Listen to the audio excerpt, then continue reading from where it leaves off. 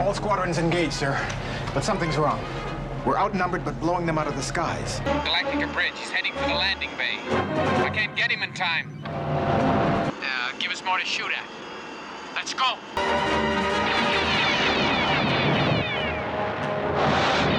The year is 1980, and something terrible has happened to one of television's greatest science fiction shows. Those sleek colonial vipers that once carried humanity's last survivors through space are now invisible flying motorcycles cruising over suburban shopping malls. The mighty Battlestar Galactica has somehow been transformed into a Saturday morning kids show about space tourists learning to fit into Reagan-era America. This is Galactica 1980, the sequel that nobody asked for, nobody wanted, and nobody could save once it started destroying everything that made the original Battlestar Galactica special. BC executives looked at one of television's most beloved space operas and decided it needed fixing. Their solution? Strip away the adult themes, remove the complex characters, and turn it into educational programming about why pollution is bad. When Commander Adama's fleet finally reached Earth after their desperate journey across the galaxy, audiences expected triumph, reunion, and epic storytelling. Instead, they got Troy and Dylan, two space warriors whose greatest challenges involved understanding Earth customs, like driving cars and attending baseball games. The show that once dealt with genocide, survival, and the cost of war was now teaching children about recycling and making friends.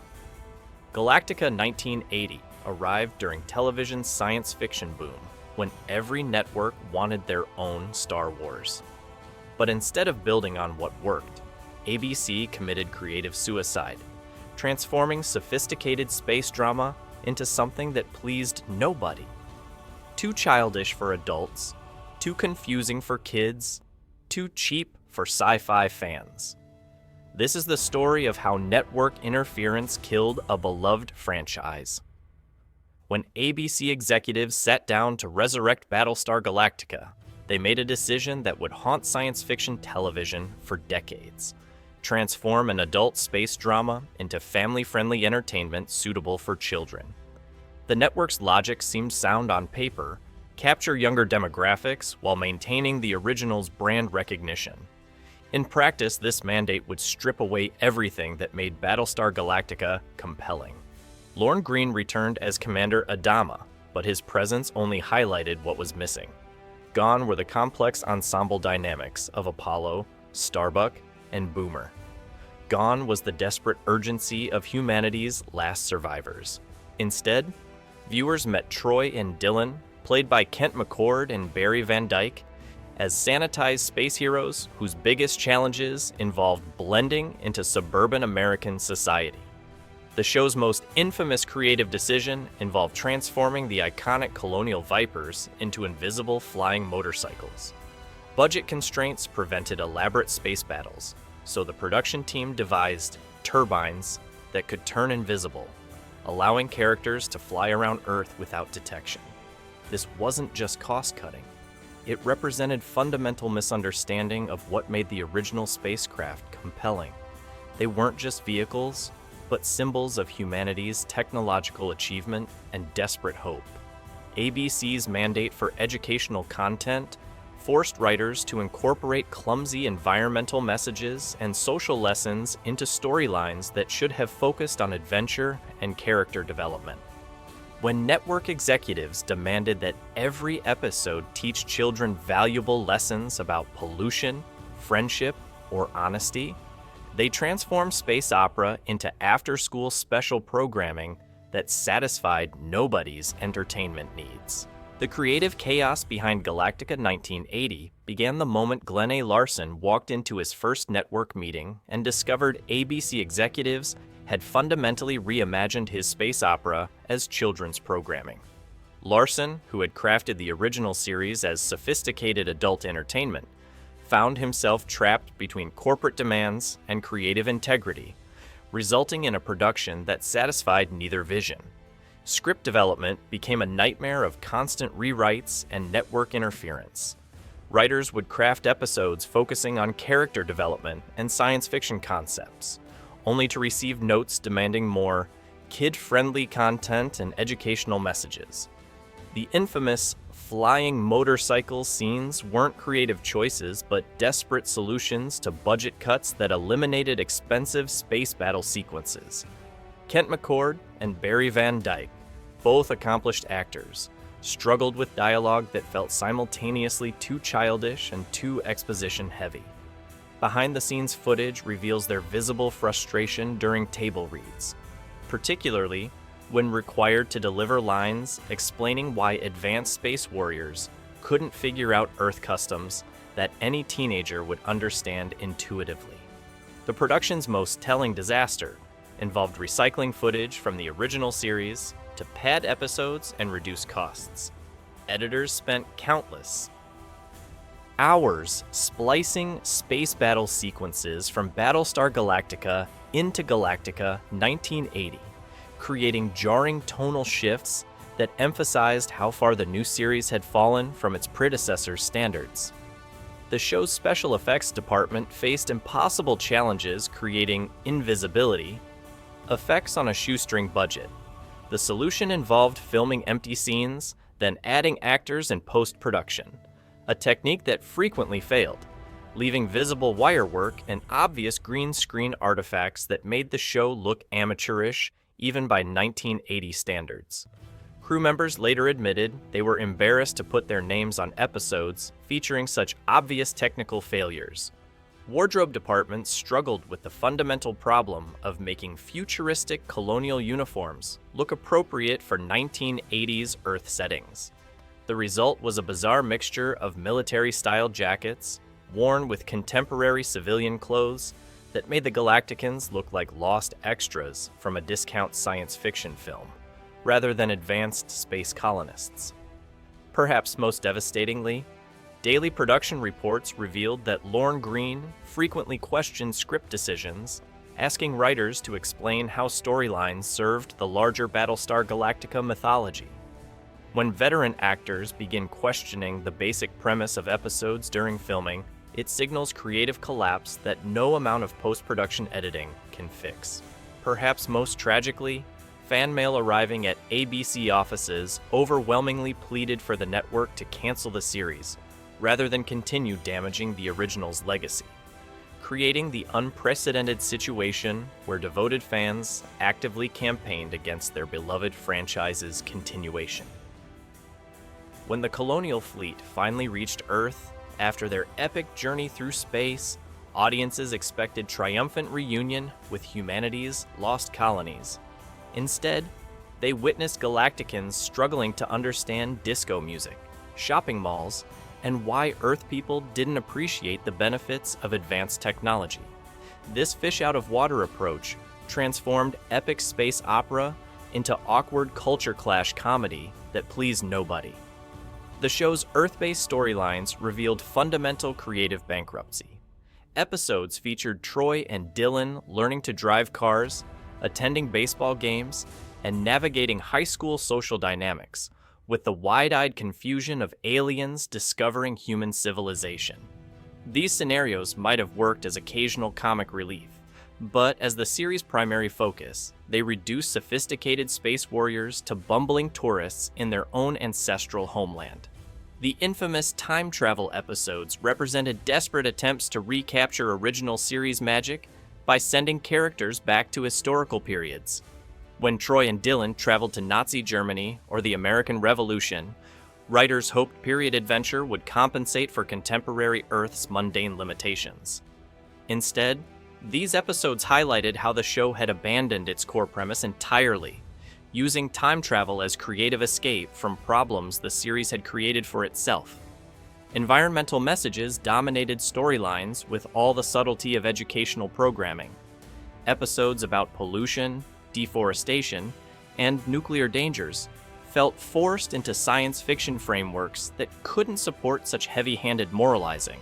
When advanced space colonists needed entire episodes to understand concepts like environmental protection, it suggested either cosmic-level stupidity or writers who fundamentally misunderstood their own characters' intelligence and sophistication. When television critics encountered Galactica 1980's premiere episode, their reviews read like obituaries for a beloved franchise. The New York Times called it a spectacular example of how to destroy everything that made the original series compelling, while TV Guide's review simply stated, "This isn't Battlestar Galactica. It's a children's show wearing its corpse." Critics didn't just dislike the series, they seemed personally offended by its existence. Ratings told an even more devastating story. Despite the original Battlestar Galactica's devoted fan base, Galactica 1980 struggled to maintain audience interest even among children, its supposed target demographic. Young viewers, expecting the space battles and adventure they'd seen in Star Wars, instead found themselves watching awkward comedy about aliens learning Earth customs. Adult fans tuned out immediately, recognizing that their beloved characters and storylines had been abandoned entirely. The fan revolt reached unprecedented levels of organized opposition. Science fiction conventions that had celebrated the original series now featured panels dedicated to criticizing the sequel. Fan clubs wrote coordinated letters to ABC demanding the show's cancellation rather than continued damage to Battlestar Galactica's reputation. Fanzines published articles with titles like How ABC Murdered Battlestar Galactica and Why Galactica 1980 Must Die. The situation became so toxic that ABC received threatening phone calls from viewers who blamed the network for destroying their childhood memories. Local stations reported unprecedented viewer complaints, with some affiliate managers requesting permission to preempt episodes rather than continue broadcasting content that generated such hostile audience reaction. Several prominent science fiction authors, including Isaac Asimov, publicly criticized the series in interviews, calling it an insult to intelligent viewers regardless of age. Fan conventions began hosting funeral services for the original Battlestar Galactica, complete with mock coffins and memorial speeches lamenting how ABC had killed a beloved universe. These theatrical protests received media coverage that further embarrassed network executives, who found themselves defending a show that even its target audience actively rejected. Cast members began distancing themselves publicly from the production. Kent McCord gave interviews expressing frustration with scripts that treated his character like a space tourist rather than a warrior, while even Lorne Greene seemed embarrassed during promotional appearances. When the show's own stars couldn't defend their series convincingly, critics and audiences felt vindicated in their harsh judgments.